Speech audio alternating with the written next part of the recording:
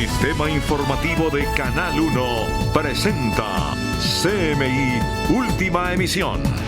Controversia por posición de ONU frente a objeciones sobre JEP.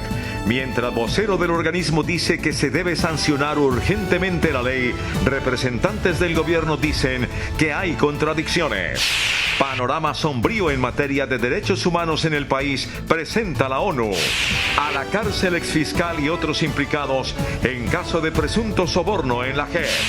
Se cumplen 3 días de bloqueos y disturbios en la vía panamericana. Indígenas exigen presencia de presidente Duque. En riesgo más de 83.000 toneladas de alimentos por bloqueos en vía panamericana. Superintendencia de Industria y Comercio investigará contratos relacionados con programa de alimentación escolar. Y en deportes, Colombia buscará mañana la sede del Mundial Femenino de 2023. Al final de la misión nos conectamos con el lanzamiento de la publicación Undocumented del ganador del premio Pulitzer, John Moore. No me fallen. Con Inés María Sabaraín y Margarita Ortega. Buenas noches, bienvenidos a CMI Última Emisión. Una fuerte controversia quedó planteada hoy frente a la posición de la ONU sobre las objeciones hechas por el presidente Duque a la ley estatutaria de la JEP. Mientras un vocero de la organización insiste en que debe firmarse urgentemente la ley, el gobierno dice que hay contradicciones en esta posición de la ONU. La ONU elevó el tono del reclamo que le está haciendo al gobierno por la ley estatutaria de la JEP. Esta fue la declaración de Alberto Brunori, delegado en Colombia de la alta comisionada para los derechos humanos de ese organismo, Michelle Bachelet. La construcción de una paz estable y duradera depende de la urgente sanción y promulgación sin dilaciones del proyecto de la ley estatutaria de la JEP en cumplimiento de los mandatos de la Corte Constitucional y de los estándares internacionales relativos a la garantía efectiva de los derechos de las víctimas a la verdad, a la justicia, a la reparación y a las garantías de no repetición. Desde Nueva York, el embajador colombiano ante la ONU respondió a esta declaración de Alberto Brunori. Me permito aclarar de manera enfática que esa declaración no coincide con lo expresado por el señor secretario general en la reunión que sostuvimos hace 2 días con el señor canciller de Colombia. Estos puntos que se objetaron del proyecto de ley estatutaria no impiden el funcionamiento de la Jurisdicción Especial de Paz. Hay una ley de procedimiento vigente, hay una sentencia de la Corte Constitucional. Creo que estamos a 6 artículos del fortalecimiento de una jurisdicción. La posibilidad de que las objeciones sean tratadas con celeridad o no está en manos del Congreso de la República. En su informe anual sobre derechos humanos en Colombia, Naciones Unidas pidió fortalecer las medidas de protección a los líderes sociales para evitar que sean asesinados y denunció 11 casos de ejecuciones extrajudiciales ocurridas en 2018. Según el informe de la ONU, las masacres aumentaron 164%, al pasar de 11 casos en 2017 a 29 en 2018. Los homicidios aumentaron en la mitad de los municipios del país. San José de Uré, en Córdoba, y Barrancas, en La Guajira, son los de mayor incremento. La ONU pidió mayores esfuerzos del Estado para la protección de los líderes sociales y defensores de derechos humanos. Según su registro, el año pasado fueron asesinados 113. Recibió como medidas de protección en septiembre un botón de pánico, un celular y un chaleco antibalas. Sin embargo, no todos estos elementos eran idóneos, teniendo en cuenta las dificultades de acceso y la falta de comunicaciones que existían en la zona. También denunció ejecuciones extrajudiciales por excesos de la fuerza pública. La alta comisionada manifiesta su preocupación por los 11 casos de presuntas ejecuciones extrajudiciales registrados en Antioquia, Arauca, Huila, La Guajira, Magdalena y norte de Santander.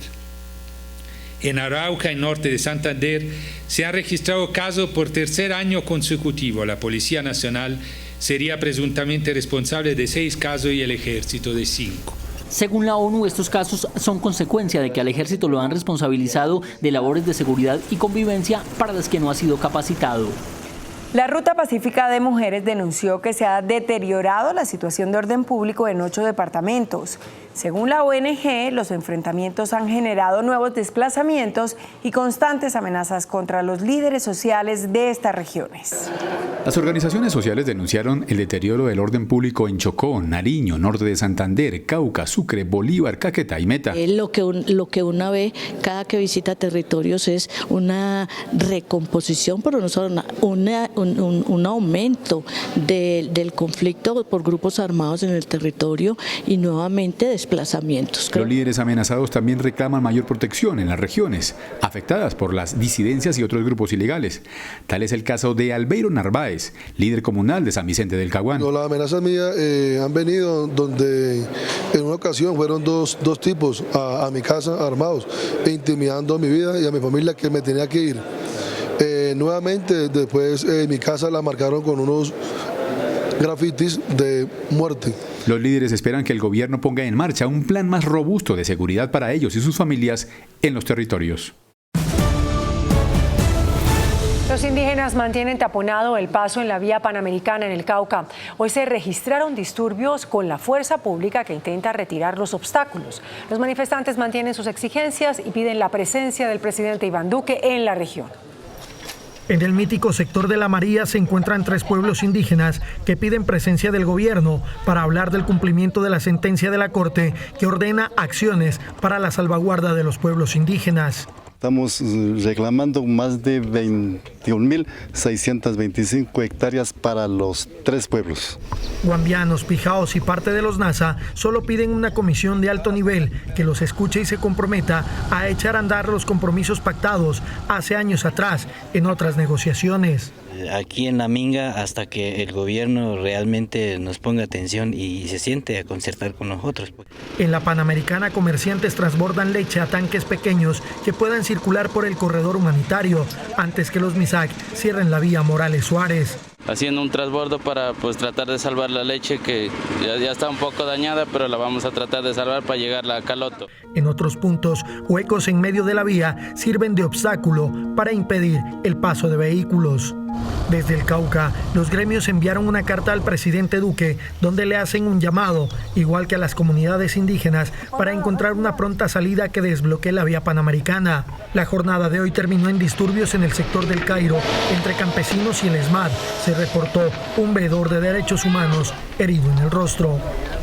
El presidente de Colfecar, Juan Carlos Rodríguez, afirmó que los bloqueos en la Panamericana ponen en riesgo 83.000 toneladas de alimentos. Los bloqueos que se presentan en la vía panamericana y que une a Popayán con Cali ya empiezan a generar impactos negativos para la economía regional y sobrecostos para los transportadores de carga. Los empresarios del sector han dejado de facturar 190 millones de pesos diarios, es decir que dicha suma ya asciende a los 570 millones de pesos. Están en riesgo más de 83.000 toneladas de productos, en su mayoría alimentos. Todos los efectos negativos, porque es que nosotros nos movilizamos por las carreteras y las carreteras son las primeras que son obstaculizadas por este tipo de marchas.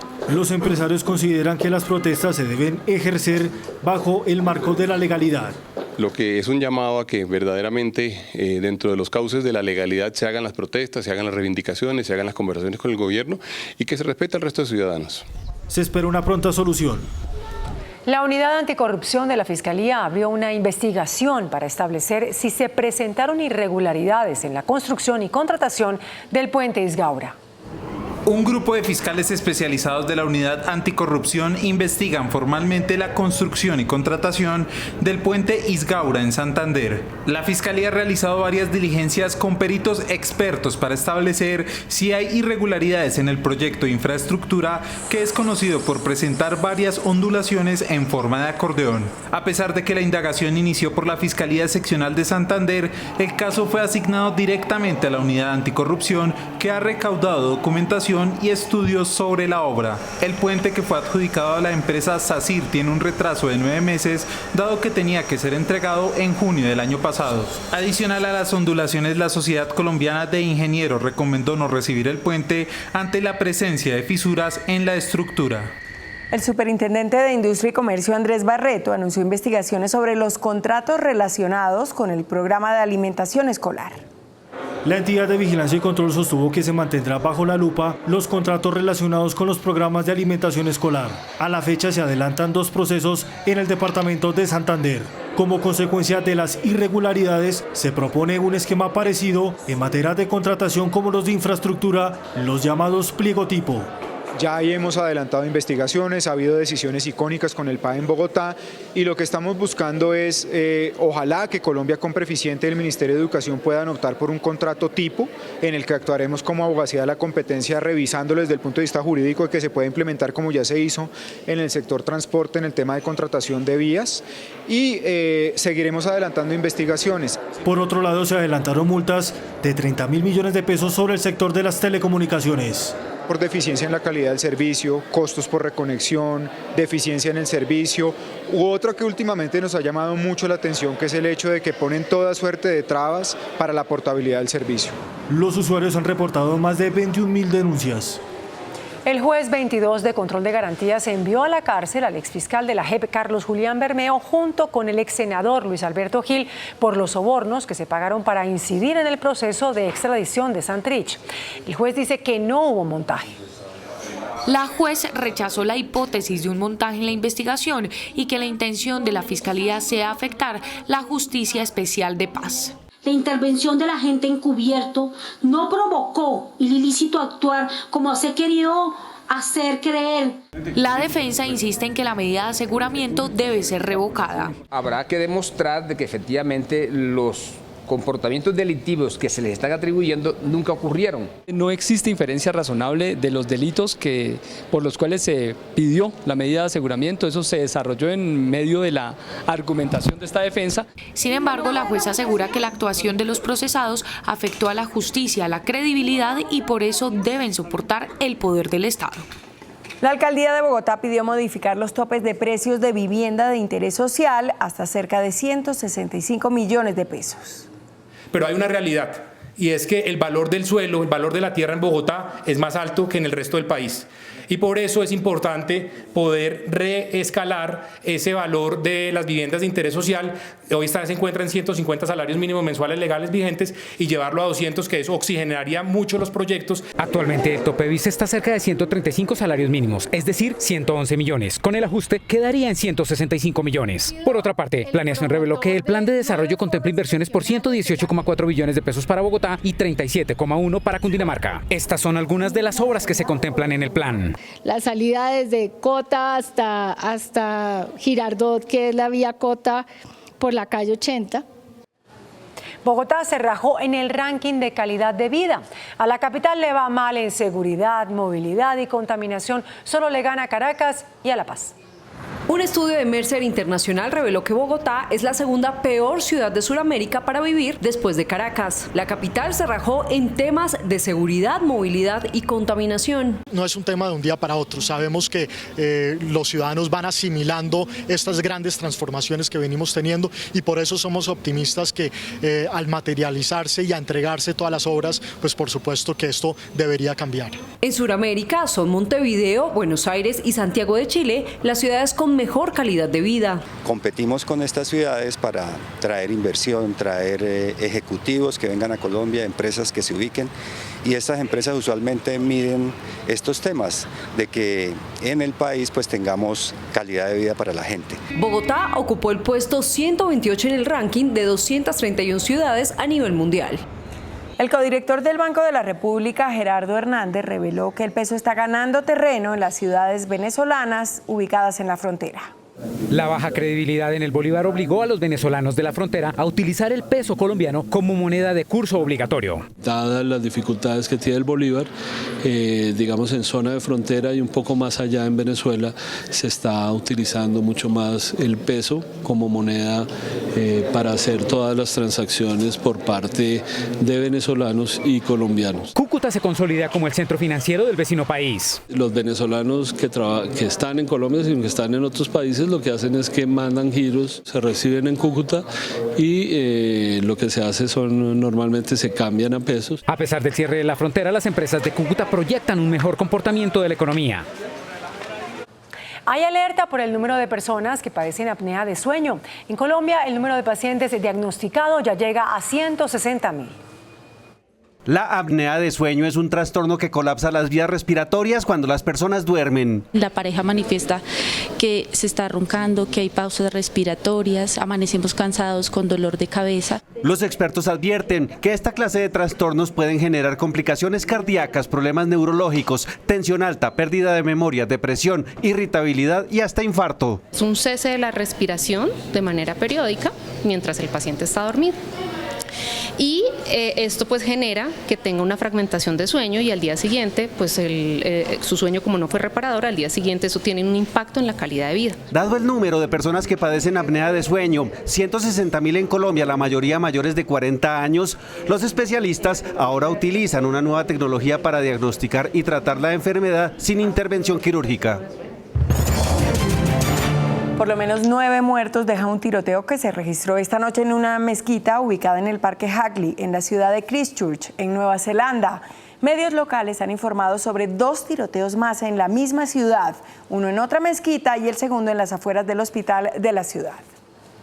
Bajo el argumento de que no existe un tratado vigente de extradición entre Estados Unidos y Colombia, la defensa del exministro Andrés Felipe Arias se jugó una de sus últimas cartas para evitar este proceso. 3 magistrados de la Corte de Apelaciones número 11 escucharon los argumentos de la Fiscalía y la defensa de Andrés Felipe Arias, tratando de demostrar si existe o no tratado de extradición entre Colombia y Estados Unidos. They seem to understand that there is no treaty in force in Colombia, which means there cannot be a treaty in force here in the United States either, because treaties are two-sided. Esta decisión afectará el futuro de la extradición entre Colombia y Estados Unidos. Lo hicieron muy bien los de la defensa, cosa que no pudo hacer bien el Departamento de Estado. Nunca cometió ningún crimen, ningún error, no se robó un peso como ha dicho todo el mundo. Los 3 magistrados llevarán ante la sala plena de la Corte de Apelaciones en Atlanta los argumentos que recibieron hoy. Después emitirán un fallo por escrito. Estados Unidos le revocó la visa a 340 allegados al gobierno de Nicolás Maduro justo cuando Washington confirmó el retiro de todos sus diplomáticos en Caracas y anunció que los venezolanos podrán procesar visas desde la embajada en Bogotá. Estados Unidos mantiene su estrategia de presión para acercar a Nicolás Maduro. Hoy el Departamento de Estado revocó el visado a 340 venezolanos allegados al gobierno y no descartó que la lista aumente, cuando ya van más de 600 personas vinculadas a Maduro, a quienes se les negó el ingreso a territorio estadounidense. Ataque dirigido desde Estados Unidos. Washington también anunció que los venezolanos podrán procesar visas en su embajada en Bogotá, tras confirmar el retiro de todos sus representantes de la sede diplomática en Caracas. Y ante el desabastecimiento en Venezuela, Estados Unidos reiteró su apoyo total. We are prepared to provide the humanitarian assistance that you so richly deserve, whether that's food or medicine. We're determined to get it to you. It's the Maduro regime which has prevented that. Mientras tanto, el Congreso estadounidense aprobó 3 proyectos de ley sobre Venezuela para evaluar la amenaza de la influencia rusa en el país vecino, restringir la exportación de equipos antidisturbios del chavismo y aprobar $150 millones en ayuda humanitaria. Coca-Cola reveló la impresionante cantidad de plástico que utiliza por año. La Fundación Ellen MacArthur, una organización que combate la contaminación plástica, reveló que Coca-Cola produce cerca de 3 millones de toneladas de empaques plásticos al año, una cifra alarmante teniendo en cuenta que esto representa 200.000 botellas por minuto. Coca-Cola dio a conocer la cantidad de envases plásticos que elabora con el objetivo de animar a otras empresas y gobiernos a hacer más para atajar el problema de la contaminación que produce el plástico. Gracias a la iniciativa del gigante de las bebidas gaseosas, cerca de 150 empresas, entre ellas Nestlé, Colgate y Unilever, también han optado por revelar exactamente cuánto plástico utilizan, unidas al compromiso de reducir el uso de plástico en el mundo.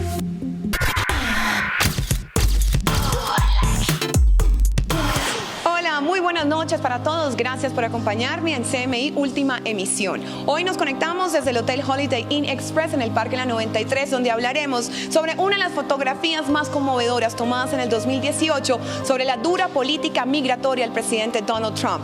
El hombre responsable de esta imagen es John Moore, quien se encuentra en Bogotá presentando su más reciente publicación.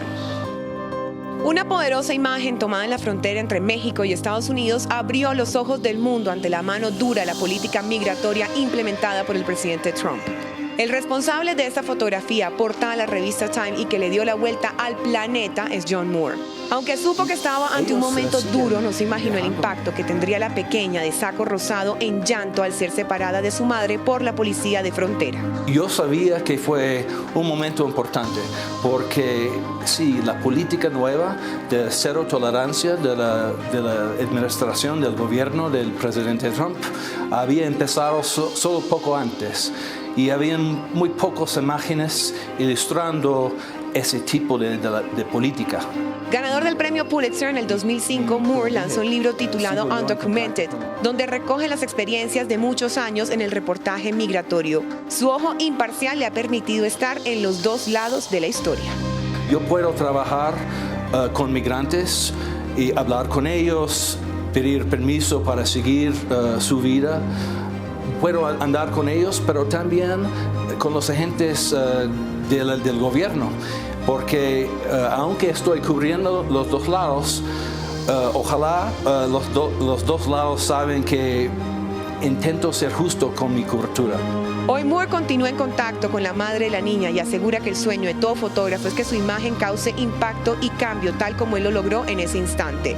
Undocumented, un retrato de viajes migratorios, está disponible en Amazon.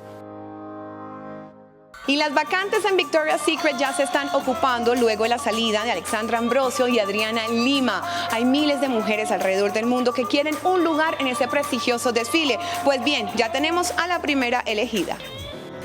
Luego de combatir críticas y bullying por su físico, Bárbara Palvin se ha hecho un nombre dentro de la industria del modelaje. La húngara de 25 años le ha ganado la batalla a sus retractores y se alza con un nuevo triunfo, pues la firma de lencería Victoria's Secret la ha nombrado hoy como uno de sus nuevos ángeles oficiales. Este logro llega en el mejor momento de su carrera, pues esta joven se ha convertido en musa de diferentes diseñadores que la han solicitado para que luzca sus creaciones. Con una mirada impactante, medidas no convencionales y un carisma como pocas, Bárbara Palvin debutó en Victoria's Secret en 2018, en la pasarela del Fashion Show en Nueva York. Una elección que sin duda no defraudará, pues Bárbara, con tan solo unas horas, ya tiene en sus redes sociales más de 11.000 millones de seguidores. Tras el exitoso estreno de la Capitana Marvel, Disney anunció un nuevo tráiler de The Avengers. En esta oportunidad, con el título Endgame, la franquicia conecta nuevamente las historias para acaparar más público. En las imágenes se aprecia cómo personajes de otras cintas de superhéroes se reúnen para combatir a Thanos, una guerra que puede tener un desenlace incierto. Su estreno en Colombia será el 25 de abril. Whatever it takes. Whatever it takes.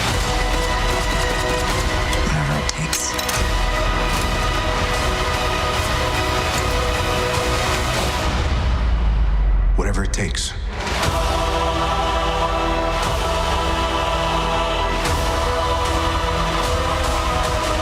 Por hoy me despido, que sueñen bonito. Gracias por acompañarme. ¡Mua! Hasta aquí CMI Última Emisión. No se pierda la tercera temporada de Sin Senos Sí Hay Paraíso, de lunes a viernes a las 8 de la noche. Solo por el Canal 1.